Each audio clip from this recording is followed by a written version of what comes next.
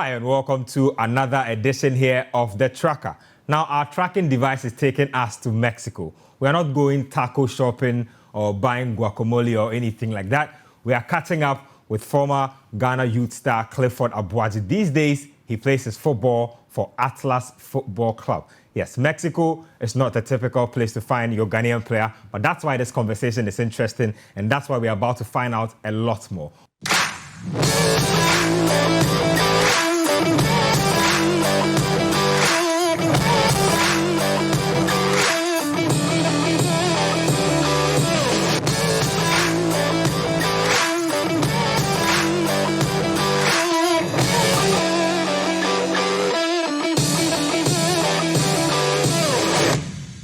Clifford, it's good to have you on the tracker. Same here, thank you. Before we even get excited about Mexico and all that, I like to give my viewers a first-hand view of where my guest on the show is coming from, where he's been through, the lessons he's learned, in fact, the schools that have bred you. Before we even get into inter-allies and all that, when did you first kick a ball? When did you know that you were talented and that perhaps you were primed to go professional as a footballer? Well, I think starting from the coast side, I played for Zinaps FC in Teshi. Zinaps FC, how old were you? Yes, I think I was like 8 years or something. Wow. Yeah, I was very young. And then my coach saw me playing on the streets, and then, he saw I was a very good player, and then he took me to my parents, and then, he tried to convince them so I could. I was even coming back from school. Yeah. I hadn't gone home, and I was playing on the streets with my bag down on the floor, and then he took me back home, and then he spoke with my parents, and then my mom was at home, my granddad, and then my grandmom, and then it started from there. I reckon that time you were a little, very tiny boy back in the day. I mean, when your parents heard that somebody had seen you displaying talent that they thought was exceptional, what was their first reaction to it? Were they excited that their son was probably going to get a chance to enhance his talent, or they were not too sure what to think about it? Well, I think when I was young, since I was like 5 years, people used to tell my mom, "Hey, I'm a very good player, and then I could be a superstar in the future." So, it was one of those messages, but then it was more formal because this is a coach from a club, from a coast club. So I think from there they saw the seriousness that the coach was interested in me, and then I think from there they knew something good could come out of it. Tell me a little bit about Zinaps FC and coast football. What was that like? Did you go to training and did you go and play matches after class was over, or did you sometimes have to miss school to make games at Zinaps FC? What was that like? Well, I think it was a bit difficult, but I was young, and then I was more passionate to play football. I was always willing to come out of school and then just go and train. So it was just training after school, and then probably we close around 3, and then after 3 I go for evening session. That's around 4. So I was young. I was always passionate, and then I remember even when I was in JSS. What JSS was this? Because I'm sure they would love to know. Yes, of course. Yeah. That was Ford Schools Limited. Oh, I know Ford School. Yeah. So and then I was selected in my, I think the national Greater Accra into the regional team. So a letter was brought to the school, and then the proprietor was very happy because I was the first person to receive such call up to the regional team. So from there, I think sometimes they give me permission to go out of school even when I'm supposed to go early. So sometimes maybe around 2 p.m. I could go, and then Tell us about the link to inter-allies from Zinaps FC, from getting this national honor. How did you link up with the folks at Inter-Allies, and how did you help them emerge from relegation to the Ghana Premier League? I think Inter-Allies was, they saw me in the, I think it was also inter-regionals game. That was in SS. I went to Koforidua as Tech. Oh, and then, they had the selected sides from the Eastern region, and then I was part of the Eastern regional team. We played here in Accra, in Legon. Okay. And I think Omar was there with his brother Rabi, and then Willie Kluche. The technical director. So I think Willie Kluche was the one who saw me, and then they called me, and then we just exchanged numbers, and then that was where it all started. Because I was just playing for inter-regionals, I was schooling at that time. I used to come from school every weekend, and then I was given permission to come and play the league. And then I think from there I just started realizing I was getting closer to my professional level, you know. So I played with Dallas with the second division, and then I was promoted to the first division after. I think we played our middle league in Kumasi. Yes, I remember we played against Ashgo and Kwewu. I think we played against Kwewu. My last game before joining an under-20 team for the African Cup, and then that is where I think we had already qualified. So I played even 80 minutes, and then I was taken off. I had to rush, get a flight, and then join under-20 in the airport, and so we could go to Italy. So wow. So even before you had even properly solidified as a player Ghanaians had seen, you had already caught the eye of the national handlers. Yes. Interesting. Now, people usually refer to the second division as the wilderness of Ghana football. Just give me a vivid idea how difficult it is to play in the second division. Give me perhaps a story that depicts the hardship of playing in the Division 2 in Ghana football. Yeah, we all know it's not like the first division or the Premier, because I remember we even used to play I played the second division qualifications game in Kaukudi. So just imagine this kind of field, and then the supporters around, you know, and then the caliber of football we play is it's not as good football as the Premier or the first division. So for me, I think it's like a process, you know, it's a process that you go through, and then if you're able to go through these processes, when you get to Europe or when you get to the professional level, I think you find it a bit easy to go through. That's interesting. Now, leaving the shores of Ghana, so what, at the point where Udinese showed interest in you, you were already a member of Ghana's under-20 team, if I'm right? Yes. What was that like? Now, your first steps into Europe as a young footballer, what were you expecting, and how did you figure out that whole process? Well, it wasn't as easy as I thought, because... Where did you first go? I went to Udinese first. You know, when I was 17 years, I went to Udinese because of my age. So I would go for 3 months, come back, and then stay in Ghana, and then go back for 3 months. But then after the World Cup, I was sent straight to Granada. Yeah. But then, you know, as a local player playing in the local league, I was eager to get to Europe and then start exploring, you know. Yes, I didn't think of the hardships, you know, getting to Europe, living alone, 18 years, the weather, the language, Tell me about that. I mean, how did you adjust to the language first? Did you have a translator? Did you have a friend out there coping with the weather and all that? Well, I think with the language, it's all about the mentality. You know, if you are eager to learn something, or you are willing to succeed in something, I think you're giving all out to be able to cope, because the language was a very difficult one, because imagine training with your teammates, your coach doesn't speak English. So when the coach is giving instructions, you need to speak to one of your friends who speaks Spanish before you can. You know, it's difficult. But then, for me, I think all these are part of the learning processes that one goes through when he travels to Europe. How long did it take you to learn Spanish, or at least take you to understand enough Spanish to get about your business? For me, I think it was 1 year. Wow. After 6 months, you know, I could express myself. I knew some verbs, but then learning the conjugations was a bit difficult. So I think in 1 year for me, I could talk.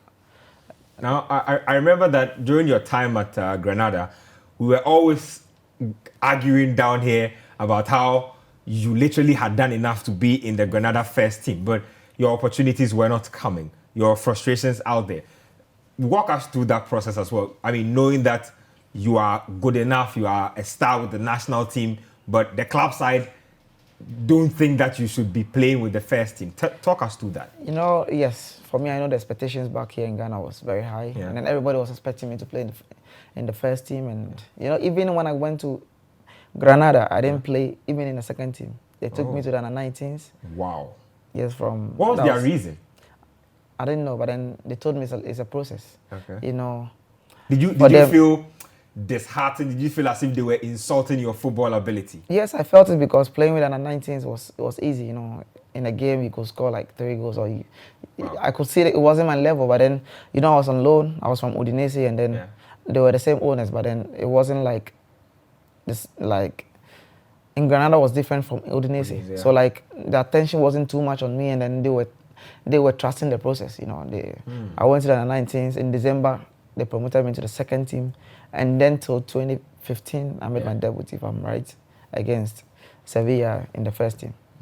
Interesting. Now, with that process, when did it come to the point where you told yourself that enough is enough? I mean, I need to leave. Or did you even learn anything? Was there anything positive that you learned from that Granada stretch? Well, for me, I think I learned a lot because, you know, Spanish football is it's more about technique, and then, but then for me not getting the opportunity to be exploring in the first team, I think I was getting stuck, you know. It got to a time I was having even problems with the coach in the second team. Why? So that is when... What happened? Is it that he gives you instructions and you don't feel like you should follow them? Is it like your personal frustrations pouring out onto the pitch? I don't think so, because for me, I'm very disciplined in the pitch, you know. And I'm also a tactical, disciplined player. But then the coach was new. He just came in. He came with his players, and then he told me he thinks I could play, even if not in the first team, I could get a Segunda Division. Yeah, Segunda Division. Yeah. So he said my level was too big high to be playing in the Segunda B. But then, you know, it was like a short time, and then the window was very close. So I had to wait and then see if I could do something. But then Granada didn't want me to go on loan with 50-50 options. All the clubs that were coming for me were thinking about salary and stuff. And then it was even like 1 week to the closing of the window. So I had to wait, and then I think I didn't play like the first 3 matches till the coach came back to me, and then he told me, okay, if I couldn't go, then he'll need my services. So like I started playing the matches, and I think from August to December I got the Atlas move. What's the most valuable lesson that you learned during your first stretch in Europe? Udinese, Granada B, the coaches, the system, all that. What was the most valuable thing you learned during that time? For me, I think discipline. Because I know not all Ghanaian players could withstand that type of situation. You know, yes, it's difficult. I know people back here in Ghana were always asking why playing the first team, but then some of them don't even know the process I was going through. Many of them didn't even know I played in under 19s before going to the second team. So for me, I think it's discipline. You know, it's life. In life, it's all about discipline. Sometimes you need to wait for God's time, and then you need to be working hard and then stay focused. You know. When your agent called you up with a move to Atlas, was it because at that point you had learned the Spanish language, so you thought that it would be a smoother transition, or was that the best offer on the table for you? Well, I think I never agreed. The first time I heard, I didn't want to go. But then looking at my situations in Granada, I thought of it, and then they gave me a very good contract. And then I was thinking of going to play first division in Mexico. You know, I did a little bit of let's say homework to see how the league is. I know in Ghana we don't follow the Mexican league, but then I got to know it's a very tough league where I could develop. So the plan was to go there, get playing time, and then come back to Europe. Now tell us about getting to Mexico. What's that like? How different was Mexico from Spain in terms of the club itself, the facilities, the people, hospitality? Tell us about differences between Mexico and Spain. Well, about football, I think the infrastructure and then the facilities and stuff in Mexico is perfect. It's perfect, eh? Come on. I was even surprised. I didn't expect that, because I had played in the first team in Granada, but then I was playing more in the Segunda B. But then a level in Mexico, looking at their stadiums, everybody has a stadium, they have their training pitches, and then I was surprised, but then I think I was very impressed. Talk to me about the players you met there as well. How did you rate the quality of the players you met in the Mexican league, and what were your impressions about the league, your first game, for instance? What was going through your head in your first appearance for Atlas? Well, my first game, I can remember I played against Tigres. That is one of the best clubs in Mexico. And then I remember we won 2-1. I came in the second half, and then it was a fantastic game. Playing with the likes of Rafa Marquez and then Matias Alustiza, all of these guys. And then I think they helped me a lot. So for me, and Atlas got a win. Atlas was playing against Tigres as one of the best clubs. Yeah. We got a win at home. So I think my debut favored me. So from there, I started catching the eyes of the fans, and then it just started growing from there. Now, talk to me about goal scoring, right? Because I'm looking at your numbers. I know that you are typically a playmaker, but you have a thing for scoring spectacular goals. Your goal scoring numbers have not necessarily been Clifford Aboagye like in your 3 seasons in Mexico. What's been up with that? Yes, for me, I I normally like giving assists, but then after the World Cup, I even said because my role model is Iniesta, I need to add goal scoring to my game. But then, in Atlas, sometimes it depends on the kind of roles I'm being played. In the last seasons, I've been playing more a bit defensive, not too attacking. But then, if it depends on the pattern that we play to. But then, for me, it has always been an addition that I want to add to my game to be scoring. But then, for me, I think when it's necessary, I make wonderful goals. So I think I could improve upon it and then add it to my game, and I know I can get there. Well, let's talk about pre-game rituals a little. Do you have any strange rituals? Maybe you listen to some Shatawale or Stoneboy before matches. Talk to us about how you get your mind prepared for matches. Well, from Ghana, I played in the national team, and then we are used to this regular Jama songs, and then so I just put on my earphones and then I listen to the Jama songs to. Have you taught any of your Mexican teammates any Jama songs from Ghana yet? No, not yet. But then I've played one in the dressing room, and then they liked it. And the Mexicans like it. Yeah, sure, of course. The Jama music. They always like to learn new styles because they are very open. I can say the Mexicans are more open than the Spanish. Because the Spanish are very close. But then in Mexico, everybody's free. They always try to interact with people. So I think yes, it's been so far so good. What's your life off the pitch like in Mexico? So when you're not playing or training, what are you getting up to? No, for me, I think I have enough rest. I like playing a lot of video games, so I play online with my friends. Oh wow. If you play online, then you must really fancy your skills. Yeah, of course. I play. Interesting. I play online and then maybe go out in the evening and then have some dinner. But then most of the time you're indoors. Yes, of course. After training, you need to rest, and then Is Mexico a scary country like they make it seem like in the documentaries and movies? Well, people have been saying. I've not seen anything yet. What part of Mexico do you reside in? In Guadalajara. Oh, Guadalajara. Yeah. Interesting. The home of Narcos Mexico. Yes, it's there. But then, if you don't go and trouble anybody, and you are Stay safe in your own zone. I don't think you are going to. But then, since I went to Mexico, I've never seen anything of such kind. But then, always in the news, they bring what is. It's like in Africa when the documentaries of Africa, people always ask me, is this how it is? Africa is? Like, really, So that's how it is. So I think it's been so far so good. I live in a very good zone. I'm very comfortable, and then I think it's good. How religious a person are you personally? I'm saying this because Mexico is a very religious country. Now, do you attend church service? Do you go for maybe even midweek prayers? I don't know what that's like. What's your level of spirituality like, and how have you managed to cope while you're out there in Mexico? Yeah, in Mexico, they are Roman Catholics. It's like 95%, and then the other religions. But then I think, there are some few Christians, so Sundays when we are playing at home and then I don't travel, I go and worship with some Christians, few Christians, because they are very, very strict with their Catholic religion. So, but then all of my teammates are Catholics, and then like you're saying, every Sunday if I get opportunity, I go to church and then worship with it. Let me ask, who's the best player you've played against while in Mexico? Who do you think is the best player in Mexico? Gignac. He plays for Tigres. France international, yes. André-Pierre Gignac. Yeah, Pierre. Wow. I barely hear of Gignac these days. For you to actually say that he's the best player in the Mexican league now, that's big. What is it? Is it because he's already a big established name, or he's literally come into the Mexican league and turned it around? He's good. I've watched him when I was young too, and then I'm playing against him. I've been playing against him, and then he keeps scoring. He keeps winning goal kicking and stuff like that. So I think they even won the league this past season. And then, for me, I think he's the best player I've played against in Mexico. Well, we've just dissected your life in Interlice, Mexico, and whatnot.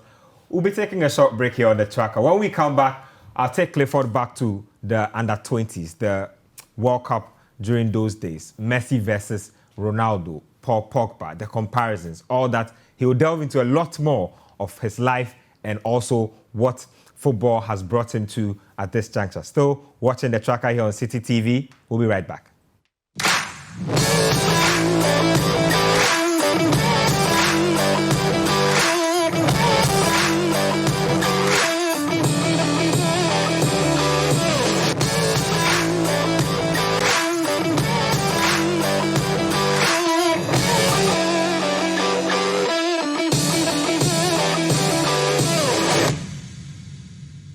Hi, welcome back to the tracker here on Citi TV. We are interacting with Atlas midfielder Clifford Aboagye. Clifford, these days the talk in Ghana has been about the captain's armband, leadership and the captain's armband. You know all about leadership, especially when it comes to the national team. Now, first and foremost, tell me about how serious the role of captain is in terms of what you must do to ensure that winning is in the formula of the team and also keeping team focus. What was it like when you were made captain, and how did you keep the focus on the job? Well, for me, I think it's all about discipline, and then you have to be a good leader. You have to be a motivator. Because most of your mates are looking up to you, and then like the captain says, it always brings about some sort of decency, because you need to put things right. You need to make some laws, and then you have to make sure that everybody is on the right path. So let me ask you this. So when you were made captain, it means that you literally set your own rules, that this is my leadership style. I think that this is what we should do. We should have like a team meeting. Is that what it's Well, like? I think it's already there. Okay. It's already there, but then you need to ensure that the boys are, sticking to it. And then I think these kind of things are very important, because it brings some kind of team spirit. When you're going for tournaments and then the team spirit is not there, the togetherness is not there. It brings a lot of. Did you have problems. anything like a general captain back in the day, or for yours it was just a substantive captain? I think I had a general captain that was the House of a player, the right back. I think he was a captain. Fatal? No. I've forgotten his name. But what does the general captain do? I mean, aside your jobs, what did he take care of? Well, the general captain is, he's more of a player who is more experienced, He who knows. So he's supposed to be like what? The person you go to counsel you when you're not sure about something? When you have some shots. Shortcomings out of certain places, you go to him, and then he can give you, and then he can also help you in certain things. It's not everything that you will be doing, and then you can't do the job alone. So you have your assistant, and then you have the general captain who will be helping you doing the job. I'm not saying that this happened during your time, but have you witnessed the possibility or the situation where there's division within a team in terms of factionalism? Say these people side with the ideas and the ideologies of Clifford Aboagye, and these people belong to the camp of. Does that really happen during tournaments? It happens in every team, I think. Wow. Because sometimes you bring up something, and then you have to know what everybody thinks about it. Sometimes it shouldn't be your sole decision, So for me, I think that is the role of the captain, to ensure that everybody is in accordance with what is put on the table. Yeah. So like I'm saying, this brings about the teamwork, and then the unity, especially when we are in tournament, and then it builds the team spirit too. Talking about Ghana going to AFCON 2019, what do you make of our chances? For me, I think we should go for gold, because Are you saying we should go for gold because you're a Ghanaian player, or you think that technically, tactically, and personnel-wise, we are right up there with the rest of the continent? We can make it. I think we can win the ultimate with the team we have. Like I'm saying, it's all about the teamwork, and then the unity amongst the players, because I know we have a bunch of talented players, and then who are dedicated, and then it's every player's dream to play for the national team. So for me, I think if someone is given the opportunity to wear the national colors, the person has to always give his all out. I think that we lack creativity in the national team. You look at yourself having played at the under-20 level, and you're 24 years now, if I'm right. Do you think that you should be a member of the national team, or that your quality is required in the national team? And if not, why do you think you have not been called up? Well, like I'm saying, you have seen it that we lack creative players, but then sometimes it's all about the coach. Every coach has his kind of pattern or type of play. There's some coaches who like to play on the wings. There's some coaches who probably like to play in the midfield, and then So for me, I think it depends on the coach. He knows the kind of players he needs, and then he knows the kind of players he lacks in his team. So, but do you think about it? Do you think about representing the Black Stars? Of course, yes. I always think about it, and then I'm always ready. Like I've said, if I'm given the opportunity, I know I'll always make Ghanaians proud, and then I'm always ready to represent the national colors. And then it's always been a dream to play for the senior national team, even though I've made it in the under-20. I think yes, it's going to be a dream accomplished to play for the senior national team, and then to be able to accomplish what all Ghanaians are expecting. Now, one of the players that you played with at the under-20 World Cup back in the day was Pogba. He's literally made it to the top of football now, playing with Manchester United. But he made over 10 assists and over 10 goals last season. But it doesn't seem as if people are satisfied with what he brings to the table. What do you make of the expectations of fans and the continuous backlash that he gets as a player? Well, I think as a footballer, you should always expect this kind of comments, and then people who are not satisfied with your kind of game, probably because of the level he's got into, and then the price tag on him. I think he has a lot of responsibilities. And then looking at Pogba, he's always trying to be him. For me, I think when he tries to do things complicated is when he gets off the pitch. But then for me, I think he's doing his best. It's not easy to get his price tag and then concentrate on football. And then looking at Manchester too, they've not had a very good season, and then all these kind of factors count. But then for me, he's a good player. I know he has a lot to show, and I know he has a lot that he can show to the world. But then that's my point. What do you have to say to those who say that you were literally on the level of Paul Pogba in terms of quality, and you yourself said that when you moved to Atlas first, the mindset was to make a name for yourself and then move back to Europe. What's it like for you when you see guys like Pogba playing for Man United, and what do you tell yourself? What's the next step for you? Well, for me, I think football is all about season. Before I played in the under-20, nobody knew me. Nobody was talking about me. Sure. I got opportunity to play in the team, and then I was able to explore, and then I won the third world best. But looking at Pogba's situation, he was already playing Champions League. He was playing in United. He had a lot of clubs. He had even played with the senior national team at that time, I think, if I'm not wrong. So I think those kind of comparisons are not. For me, I don't. You don't compare yourself with other people. No. You think that you have your own path. Yes, but then I also see his level to be. I see it as a height that I can reach. So I keep on training, and then I think if I get opportunity to play in Europe, I was in Granada. I only had one match to play in the senior team, and then I went to Mexico. I got the opportunity, and then I was doing good. So for me, I think it's all about time, season, and then if your time is up, Let me push you. I mean, you people don't usually tell us these things on camera. How long do you have left on your Atlas deal, and what are your possible options as far as your next destination is concerned? Well, I think I have 1.5 years more. Okay. And like I said earlier, it would be great to come back to Europe and then, get back to play European football. But then let's see, in football, nobody knows what could happen tomorrow. So, but then I'm sure there's going to be some possibilities in this summer transfer. Let's talk about the two greatest footballers, at least of the last decade, Ronaldo and Messi. What side are you picking? Are you a Ronaldo guy or you're a Messi guy?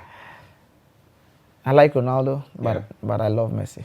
That's a political answer. Yes. So if you're picking a team, you would pick Messi ahead of Ronaldo?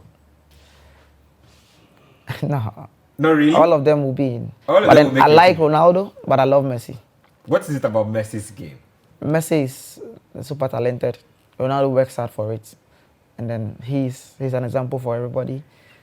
If he wants, he sets a target for himself and then he does it. He works hard. But Messi is talented. It's something you can't take from him. Interesting. Let me ask you this. If you hadn't turned out as a footballer, what would you have done with your life? For me, I think I would have studied, probably. It was my dream to become a lawyer. Okay. I did government in the senior high school. My dad is the type that it was always on me to be learning, and then, yes, so it had always been my dream to become a lawyer. But then, football came in and then everything changed. Interesting. Now, as a footballer, do you have like thoughts about life after football? So when this dream ends, I've made all the money that I possibly want. What do I want to do with myself again, or what do I want to do with the rest of my life? Of course, I'm planning on it.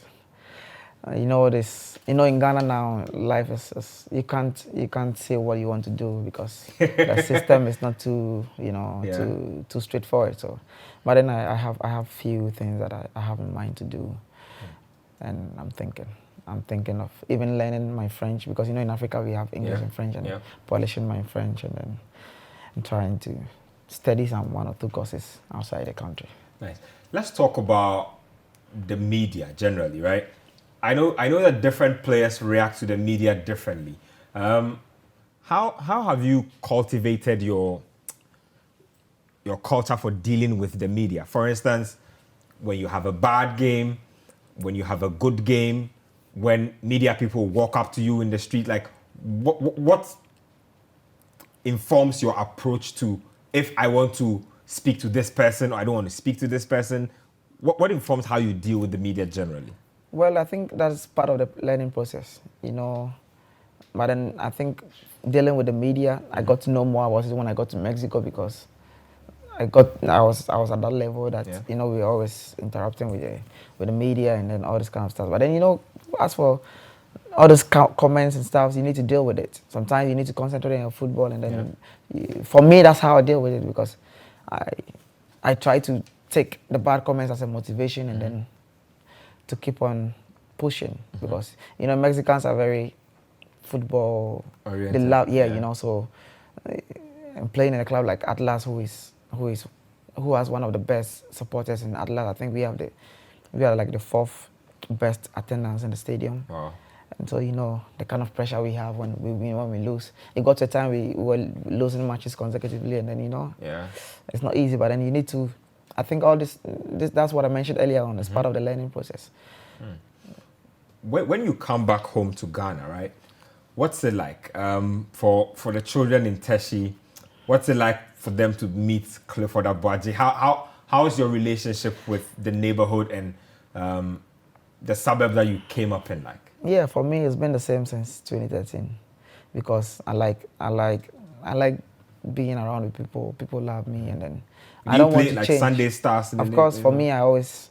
You're not scared of picking up an injury? It could be, but then you need to have to keep fit. Of course, yeah. So for me, I always like to interact with the people I started with. I have a lot of players I played with, and then I think it's a very good initiative. It started from 2013, and then I'm still keeping that level. So it's not anything new to me. Yeah. I mean, what do you think, for instance, that players like yourself who are privileged to have been playing professional could possibly do to help people who, let's say, have played in the Ghana Premier League? I'm not even saying just anybody. People who have played in the Ghana Premier League a long time, they know that they have the talent, but they just cannot seem to break that barrier between local football and going professional. Well, I think we need to get people to be orienting this kind of players on their patience, and then because for me, I know it's not easy to play in the Ghana Premier League, and then most of the players are always eager to travel. That's what everybody has. But then I think sometimes getting the patience and then trusting the process. You just need to keep on training and then keep on being determined, and then when the opportunity comes, you can go for it. You make it sound easy, but for instance, I can say that your time you might have been, let's say, the best player around, or maybe top 3 of the best players around. I was having a conversation with David Akama. He said something that struck me. He says that in Ghana, it's not the best players that get to go abroad or that get to go professional. It's about the people who meet opportunity. How true is this? I think that is very true. I think that is very true because, it could be, in Ghana we organize this kind of scouting games. There could be the best players in the team, but then the scouts come and then probably they don't see you. They don't see you, and then they have some kind of technical players they want to see, or they feel they can get a good market, and then they get opportunity and then they go. So that's why I'm talking about the patience. You just need to keep trusting the patient, the process, because if you don't get opportunity now, it could be tomorrow. So, tell me about dealing with popularity and fame as a footballer. What's that like? I know a lot of footballers say just being yourself and being the everyday person, but does it get overwhelming when sometimes people walk up to you on the street? Like sometimes some people are unhappy with you. It's not everybody who come up to you who is definitely happy with what you're doing. How do you deal with that type of stuff? Yes, like I said, if your team is not winning, the supporters are not happy. But if your team is winning, they are happy. But then for me, I think I've played in Mexico for 2.5 years, and then so I have a bit of experience with this kind of stuff. Sometimes you need to take the good ones, try to improve upon it. The good comments, people who try to motivate you, people who come to insult you or try to say shitty things about you. You also take it as a motivation, and then you try to improve. But then it's not easy. But then because I know there are certain players who cannot stand pressure. Well, I remember in Atlas we've had some good players, good strikers. They come to the club, but then things don't go well, and then in 6 months they have to go back because the supporters are always on them. You're a striker who does not score goals, and all this kind of stuff. So if you're not mentally strong, you can't go through all this kind of stuff. Do you remember your best game as a footballer? You have one game where you think that if you're retired as a footballer and you cast your mind back, that game would always stand out for you? I think Ghana was chilling in the 20 World Cup. I remember that game. Yeah, the 4-3. Because even for me, I think that game was getting our last goal in the last extra time minute now. Yes, I think that's my best game. Who's been the best teammates you've had in your career? Rafa Marquez. Rafael Marquez? Yes. What stands out about him?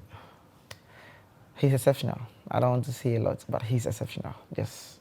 In all aspects, he's exceptional, yes. He played in Barcelona, he played in all the top clubs in Euro Monaco, But then there's a lot to learn from him because he's very down to earth. Rafa is like a president in Mexico. He can't walk on the streets. People just be coming. But then aside all this, he's down to earth. And then, I played with him in Atlas. And then now he's the assistant president. But then he just resigned because we have some new owners. So for me, I think he's the best teammate I've played with. Now let's talk about grounds, right? There are certain stadia that footballers don't like going to. For you, are there things like that for you? Are there grounds that you hate playing in as a footballer because you have bad history there? Are there places you enjoy going to because you know the ground so well? Well, as a footballer, I think everybody has his or her own stuff like that. But for me, I like playing at home. For me, my spirit always. Why? Because I think it's something that I've grown with. Yeah. The home support is always there. I will never have a bad game at home. Interesting. Yes. Convinced that you would never have a bad game at home. I will never have a bad game at home with my home fans. No matter how difficult things will go, I'll still pick up and then do a difference. If you retire, right, as a footballer, what do you want to be remembered for the most?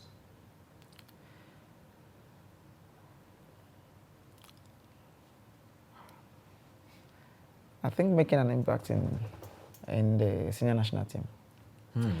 Making an impact in the senior national team. Meaning that getting your Black Stars break and becoming a main Black Stars player is important for you. And captain the Black Stars. You want to captain the Black Stars as well? Of course. Interesting stuff. What is it about the national team? I know it's being Ghanaian, I know it's about patriotism, but What makes it special to the point where you actually also want to lead the national team and not just become a part of it? For me, it's been a dream since I was young. You know, it's been something I want to accomplish.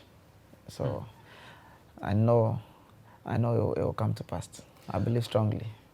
When you see this team leaving for training camp today in Dubai, I mean, what are your thoughts like in terms of your own self and your thoughts with the national team? What's going through your head? Well, for me, I think it's opportunity. Like I said, the coach has his own players that he knows he needs for the tournament. So for me, I'm waiting for my opportunity. I wish them all the best. I'm praying they bring the ultimate to Ghana because we are all going to benefit from it, you know, as a footballing country. So, like I'm saying, for me, I'm waiting for my time. I know if my time comes, I'm going to deliver. Well, Clifford, I think you shared a lot of information with us, perhaps more than we can possibly even carry on this show. But you brought us a nice Atlas jersey, and I just showed that to the cameras briefly before we get to signing the jersey. Yes, this is not one we are going to actually wear. This goes straight into the frame. So if you can just do us the honors and give us the Clifford Aboagye signature in here, the red zone here, that would be nice.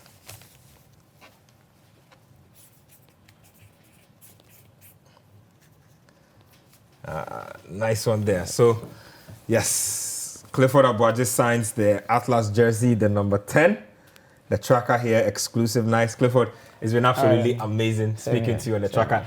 You've spoken about so many things. I don't even know where to start from, but I guess that's what this is about. Hopefully, we can have you on the show another time. Okay. All right. Thank you very much. Well, Clifford Aboagye has taken us all the way to Mexico. We've learned about his religious time. We've learned about how he unwinds. Who knows what we might find out again on the tracker. Keep watching.